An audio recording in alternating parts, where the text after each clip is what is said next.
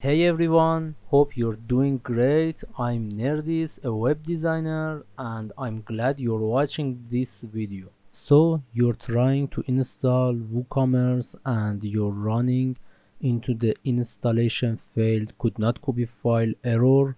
Don't worry, it happens. This error usually prevents you from installing WooCommerce through the WordPress dashboard, but fear not, there's an easy workaround. We're going to do a manual install using cPanel. First, head over to Google and search WooCommerce and download WooCommerce from wordpress.org/plugins. You can download here. It's about 20 megabytes.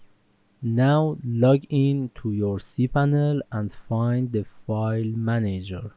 Click on public_HTML, then go to wp/content and go to plugins folder. Now select upload and you can drag and drop WooCommerce zip file.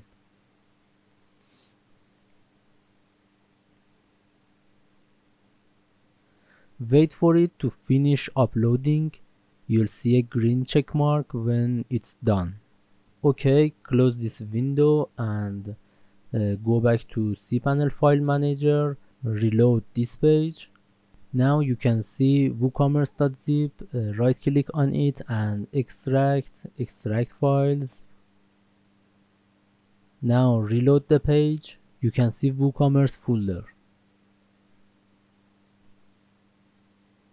And that's it for cPanel. Now go back to your WordPress dashboard, go to plugins, installed plugins. Now you can see WooCommerce listed.